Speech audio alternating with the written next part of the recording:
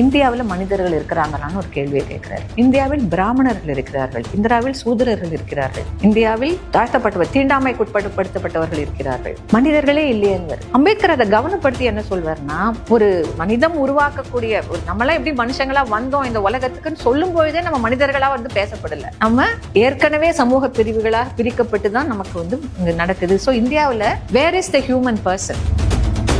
அந்த உரிமை கிடைக்கணும்னா அதற்காக சிந்திக்க போராட எனக்கு தமிழ்ல ஒரு வார்த்தை திராணி இருக்கணும். அப்போ எனக்கு சோறு வேணும், எனக்கு இருக்கிற இடம் வேணும், எனக்கு லெஷர் வேணும். அதனால நம்ம உரிமைகள், அது அரசியல் உரிமைகள், சமூக உரிமைகளும் பொருளாதார உரிமைகளும் பின்னி பிணைந்தவை தான். இது தனியா பிரிச்செல்லாம் பேச முடியாது நமக்கு. இந்த எல்லா உரிமைகளையும் நம்ம அதற்காக போராட வேண்டிய அவசியம் நமக்கு இருக்கு. ஒன்றை விட்டு ஒண்ணு நம்ம சொல்ல முடியாது. நம்முடைய நாட்டுல இந்த ஹியூமன் ரைட்ஸ்ங்கிறத நம்ம யோசிக்கும் பொழுது தொடர்ந்து புத்தர் காலத்திலிருந்து இங்க நடந்து வரக்கூடிய சாதி எதிர்ப்பு விஷயங்களை நம்ம கவனப்படுத்தி யோசிக்கணும். அந்த மரபு நமக்கு ஹியூமன் ரைட்ஸ் பத்தி என்ன சொல்லி கொடுக்குது? பிறவியின் அடிப்படையில வேறுபாடுகள் சொல்லப்பட்ட ஒரு சூழ்நிலையில கடவுள் எங்களெல்லாம் அப்படி படைக்கலைங்க, நீங்க தான் இதை உருவாக்கி இருக்கீங்கன்னு சொல்றது ரொம்ப முக்கியமா இருந்துச்சு. இஸ்லாமியர்களுடைய வருகை, அது சொல்லக்கூடிய சகோதரத்துவம், அதையும் ரொம்ப முக்கியமா பாக்குறாரு. இன்னைய சூழலை நம்ம அதை மறந்துடுறோம். இஸ்லாமியர்கள் மத்தியில இருக்கக்கூடிய மிக முக்கியமான கருத்து உம்மா. நீ யாரா இருந்தாலும், நீ என்ன ஊர்ல இருந்தாலும், என்ன மொழி பேசினாலும், நீ இந்த மார்க்கத்தை தழுவிவிட்டால் நானும் நீயும் சகோதரர்கள். அதனால இஸ்லாம்ல சாதி போயிடுச்சுன்னா நம்ம சொல்ல வரல, இருக்குது அதுவும். ஆனா நாம் எல்லோரும் சகோதரர்கள்ங்கிறது நாகரிக பண்பாட்டு வளர்ச்சியில இந்தியாவை பொறுத்த வரைக்கும் மிக முக்கிய பாய்ச்சல். இந்தியாவை பொறுத்த வரைக்கும் டீகாலனைசேஷனை எப்படியெல்லாம் பயன்படுத்தப்படுது அதுன்னு சொல்லிட்டு வெள்ளையர்கள் சொன்ன எல்லாமே தப்பு, அந்த மாதிரி ஒரு பார்வை இருக்குது. அவன் அத்தனையும் நம்ம நசுக்க தான் அவன் பயன்படுத்தினான் அப்படியெல்லாம் நம்ம பார்க்க முடியாது. ரொம்ப கேர்ஃபுல்லா பார்க்கணும் ஒவ்வொரு சூழல் அது எப்படி இருந்துச்சு. ஆப்பிரிக்கால நடந்த மாதிரி இந்தியாவில் நடக்கல, இந்தியாவில் தமிழ்நாட்டில் நடந்த மாதிரி வடகிழக்கு மாகாணங்கள்ல நடக்கல. ஸோ நம்ம ரொம்ப வரலாற்று ரீதியாக துல்லியமாக தான் அதை எஸ்டாப்ளிஷ் பண்ண முடியுங்கிறத பாலகோபாலும் சொல்வார். ஸோ அந்த நேச்சுரல் ரைட்ஸ் டாக்டர் நமக்கு ரொம்பவும் முக்கியமானது. மனுஷன் எனக்கு இது வேணும், அவ்வளவுதான், அதுக்கு மேல பேச்சுக்கே இடம் இல்லை, அது ஒண்ணு.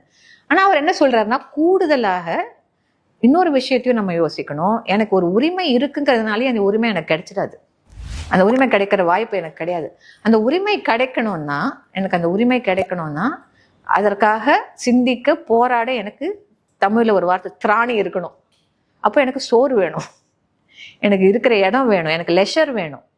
அதனால நம்ம உரிமைகள், அது அரசியல் உரிமைகள், சமூக உரிமைகளும் பொருளாதார உரிமைகளும் பின்னி பிணைந்தவை தான். இது தனியா பிரிச்செல்லாம் பேச முடியாது நமக்கு. இந்த எல்லா உரிமைகளையும் நம்ம அதற்காக போராட வேண்டிய அவசியம் நமக்கு இருக்கு. ஒன்றை விட்டு ஒண்ணு நம்ம சொல்ல முடியாதுன்னு.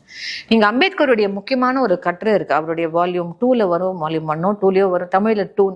அவர் அரசியல் சட்ட அவைக்கு அவருடைய கட்சி ஷெட்யூல் காஸ்ட் ஃபெடரேஷன் ஒஃபிஷியலா ஒரு டாக்குமெண்ட் சப்மிட் பண்றாங்க. அம்பேத்கர் சப்மிட் பண்ணல, கட்சி சப்மிட் பண்ணுது. அதுதான் மாநிலங்களும் சிறுபான்மையினரும், ஸ்டேட்ஸ் அண்ட் மைனாரிட்டிஸ். அதுல ரொம்ப அழகா சொல்வாரு, இந்த பசி பட்னிங்கிறத குறைவா மதிப்பிடாதீங்க. அது எப்படி ஒரு மனுஷனுடைய சிந்தனையை பாதிக்குங்கிறத நீங்க யோசிக்கணும். ஸோ அந்த பொருளாதார உரிமைகள் ஏன் ஒரு அரசியல் சட்டத்தில் உத்தரவாதப்படுத்தப்பட வேண்டும்ங்கிற ஒரு விளக்கமா சொல்வார். அது ஒரு எக்ஸ்ட்ராடினரி டாக்குமெண்ட். அது வெறும் ஒரு சட்ட விதிகளை மட்டும் சொல்ல மாட்டாரு. கான்ஸ்டியூஷனல் ஒரு மாடல் கான்ஸ்டியூஷன் மாதிரி இருக்கும் இந்த ரைட்ஸ் எல்லாம். ஆனா ஒரு கடைசியில ஒரு 30 பக்கம் சேர்த்துருப்பாரு. ஏன் நான் இந்த மாதிரி விதிகளை முக்கியமா பாக்குறேன்? எக்ஸ்பிளனேஷன் இருக்கும், கான்ஸ்டியூஷன்ல எக்ஸ்பிளனேஷன் இருக்கு. அது யூஸ்வலா கொடுத்துட்டு அதை சொல்லும் போது சொல்வாரு, இது எவ்வளவு முக்கியமானது. பொதுவா அரசியல் சட்டங்கள்ல, அரசியலமைப்பு சட்டங்கள்ல பொருளாதார விதிகளை முக்கியமா பார்க்க மாட்டாங்க. அது அந்த காலத்துல அந்தந்த அரசு எப்படி செயல்படுமோ அதை வச்சு அதை முடிவு பண்ணிக்குவாங்க. ஆனா இந்தியா போன்ற நாடுகள் அது எவ்வளவு முக்கியமானது. ஒரு பசி ஒரு பட்னின்னு இருக்கும் பொழுது ஒரு மனிதனால எப்படி மற்ற விஷயங்களுக்காக இணைஞ்சு செயல்பட முடியும்? அப்போ இதை உத்தரவாதப்படுத்தக்கூடிய ஒரு அரசியல் அமைப்பு நமக்கு தேவை, அரசியல் சட்ட அமைப்பு நமக்கு தேவைன்னு அது நடைபெறல. நமக்கு தெரியும், நம்ம சொத்தை பாதுகாக்கிற ஒரு விதியை தான் கொண்டு போனோமே ஒழிய அதனாலதான் நம்ம அம்பேத்கர் கான்ஸ்டியூஷன் சொல்லக்கூடாது. இந்த 2 டாக்குமெண்ட் நீங்க கம்பேர் பண்ணாலே தெரியும் எங்க அவருடைய கை தடுத்து நிறுத்தப்பட்டிருக்குன்னு உங்களுக்கு தெரியும்.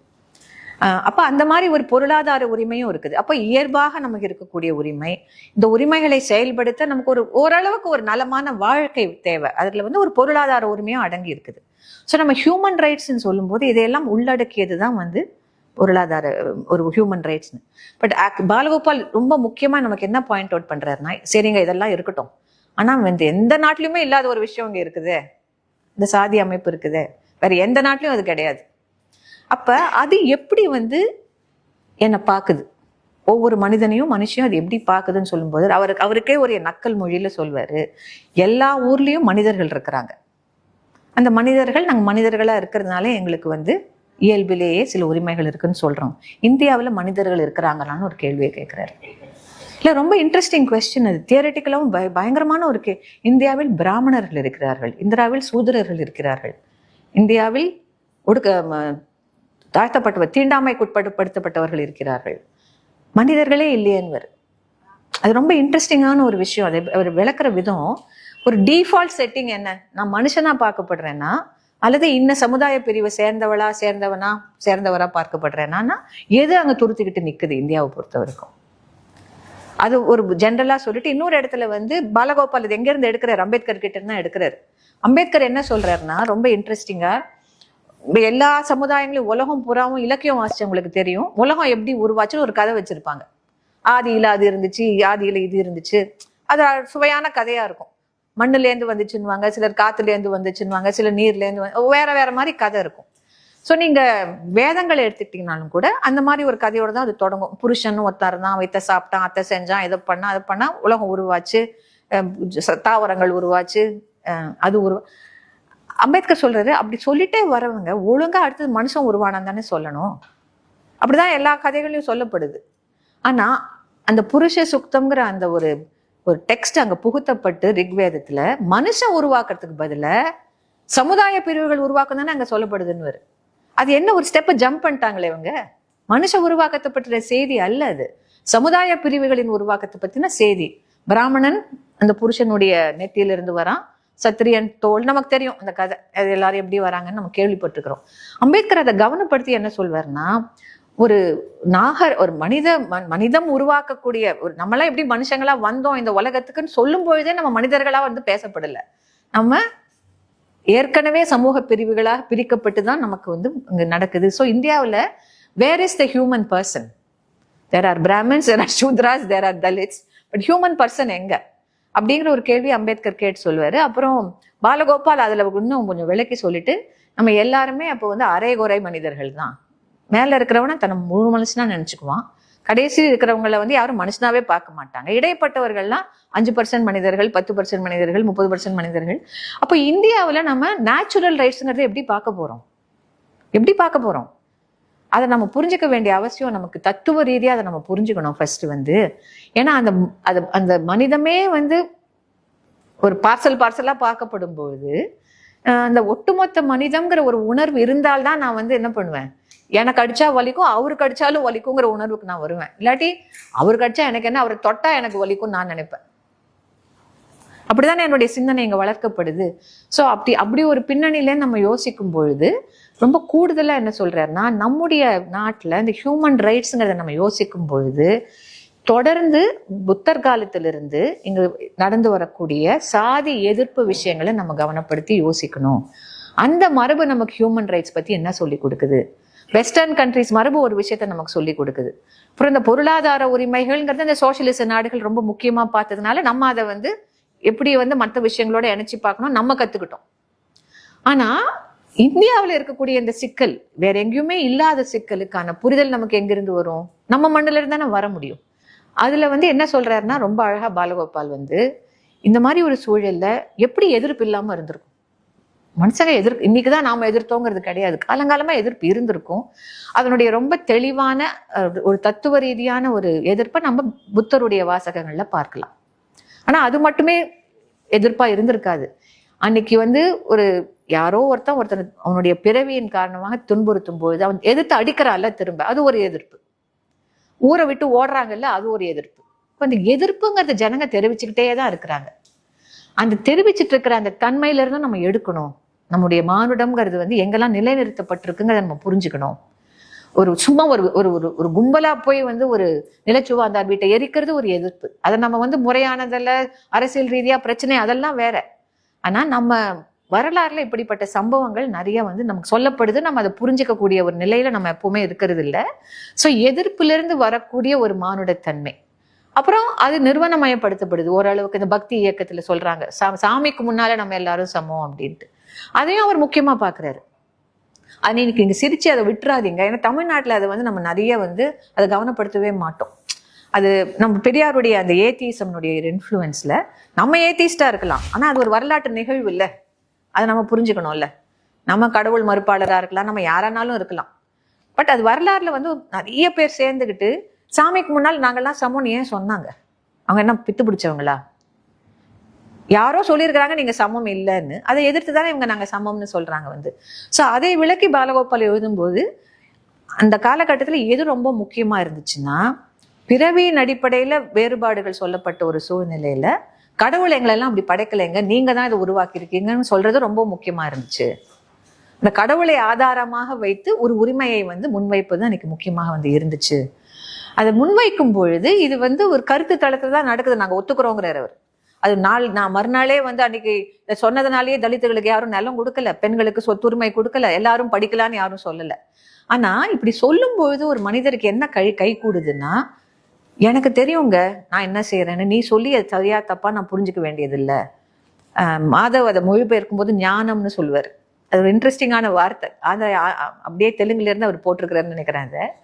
ஆனா அந்த ஞானம்ங்கிறது நல்ல வார்த்தை. அங்க அது ஞானம்ங்கிறது எதுவும் ஒரு பகுத்தறிவுக்கு அப்பாற்பட்டதல்ல, ஒரு பிலசாபிக்கல் ஐடியான்னு நம்ம எடுத்துக்கலாம், ஒரு தத்துவ ரீதியான ஒரு கருத்துன்னு அதை நம்ம எடுத்துக்கலாம். எனக்கும் என் கடவுளுக்கும் சம்மந்தப்பட்ட விஷயம் அது. நீ இதுல தலையிடாதேன்னு பார்ப்பனரை நோக்கி சொல்றதோ, ஒரு நிலச்சுவாந்தார்கிட்ட போயிட்டு வந்து நீ இப்படி செய்யறது தப்பு, சாமி இப்படி வந்து கண்டிப்பா நினைச்சிருக்க மாட்டேன்னு சொல்றதோ எனக்கு என்ன தெளிவு கொடுக்குது? எனக்கு இந்த உரிமைகள்லாம் வேணும், நான் என் வாழ்க்கையை இதனால தீர்மானிச்சுக்க முடியும். ஆனா அதற்கான சூழ்நிலை வேணா சரியா இல்லாம இருக்கலாம். இப்ப என்னை பற்றி எனக்கு வந்து வேற ஒரு பிம்பம் கிடைக்குது இல்ல.